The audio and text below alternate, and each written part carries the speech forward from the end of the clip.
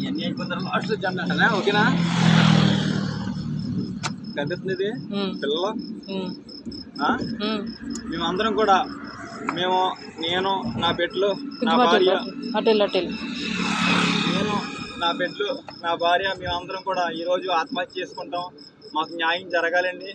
ఈ వీడియో జగన్ గారి దగ్గరికి వెళ్ళాలి. మేము చనిపోయినా పర్లేదు, మేము చచ్చిపోయినా పర్లేదు, కానీ జగన్ గారి దగ్గరికి వీడియో వెళ్ళి పెద్ద పెద్ద అధికారులు రాష్ట్రపతి గారి దగ్గర కూడా ద్రౌపది ముర్ము గారి దగ్గర కూడా ఇది వెళ్ళి న్యాయం చేయాలండి మాకు. లేదంటే మా జగన్లో మేము లేకపోతే నేను నా బిడ్డలో కలిసి గోదాట్లో దూకి చచ్చిపోతామండి. నా భార్య మేము మొత్తం మా ఫ్యామిలీ పోయినా పర్లేదు. యావత్ రాష్ట్రంలో ప్రజలందరూ బాగుంటే చాలండి. నేను పోతే పోనీ, నా ఫ్యామిలీ పోతే, ఒక కుటుంబం పోతే పోలేని కుటుంబాలు మన రాష్ట్రంలో మన ఆంధ్రప్రదేశ్ సౌభాగ్యంగా ఉంటుంది. ఎందుకంటే ఇంకా ప్రమాణ స్వీకారానికి టైం ఇవ్వమని అడుగుతున్నాం. ఎందుకంటే రేపు పొద్దున ప్రమాణ స్వీకారం చేయబోతున్నారు చంద్రబాబు నాయుడు గారు. ఇంకా ఆయన చేసేస్తే ఇంకా మాకు మా చేతుల్లో ఏమీ లేనట్టే. మాకు ఎన్ని సీట్లు వస్తామేంటి? మరి అంత దారుణంగా ఎందుకు ఓడిపోవాలి? మా జగన్ అన్న అంత దారుణంగా ఎప్పుడు ఓడిపోలేదు. ప్రజలందరూ అడుగుతున్నారు మా ఓట్లు ఇయ్యి, మేము వేసిన ఓట్లు ఇయ్యి అంటే ఎవరు సమాధానం చెప్పట్లేదు. మా చావే మేము చచ్చిపోతే మా యొక్క ఈ కేసు, మా యొక్క ఈ గొడవ, మా యొక్క ఈ యొక్క ధర్నా మొత్తం ప్రజలందరికీ వెళ్ళాలి. ప్రజలందరికీ వెళ్ళి వీడియో చూసి అనేకులు స్పందించి అధికారుల దగ్గర తీసుకెళ్తేనే కానీ ఎవరో ఒకరు చచ్చిపోతేనే కానీ ఎవరు వినరు. నా ఫ్యామిలీ మేము చచ్చిపోయిన పర్లేదు. ఈ వీడియో మాత్రం అంతటా వైరల్ చేసి మన జగన్ని మళ్ళీ సీఎం చేయాలని మీ అందరికీ నమస్కారం. ఈ 2024లో ఎగరవలసిన పార్టీ ఆ పార్టీ కాదండి, కేవలం మా జగనన్న పార్టీ ఎగరాలండి. మా జగనన్న పార్టీ 2024లో ఎగరాలండి. మా జగనన్న సీఎం అవ్వాలి. మా జగనన్న సీఎం అవ్వకపోతే నేను ఇక్కడ నుంచి దూకి చచ్చిపోతాం, మా ఫ్యామిలీ అందరూ దూకి చచ్చిపోతామని మీ అందరికీ తెలియజేస్తున్నాం. ఎవరు చేస్తారో ఎలా చేస్తారో తెలియదు, మాకు న్యాయం జరగాలి. మా సీఎం జగన్ మళ్ళీ సీఎం అవ్వాలి. ఈ 2024 మా జగన్ సీఎం అవ్వాలి. లేకపోతే మేము అందరూ చచ్చిపోతాం, మా ఫ్యామిలీ అందరూ ఇదే గోదావరిలో దూకి చనిపోతాం. మరీ హెచ్చరిస్తున్నాం. మీడియా వారు అందరూ స్పందించండి. జై జగన్, జై జగన్. అందరికీ నమస్కారం అండి.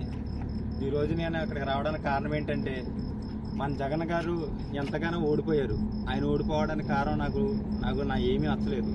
ఎందుకంటే మన పేద ప్రజలకు ఆయన ఎంతో చేశాడు. ఎందుకంటే నాకు యాక్సిడెంట్ అయితే, నా కాలు విరిగిపోతే నాకు అంతా న్యాయం చేసి, ఎంతో ఆరోగ్యశ్రీ అని ఎంతగానో చేశాడండి ఆయన.